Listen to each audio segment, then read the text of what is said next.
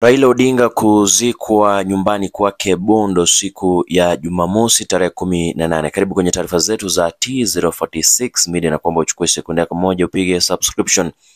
Kulingana na will ambayo kinara huyo wa chama cha ODM mwenda zake Raila Odinga aliyefariki leo hii kule nchini India, alisema kwamba baada ya yeye kufariki au kuiaga dunia angependelea sana azikwe chini ya masaa 72.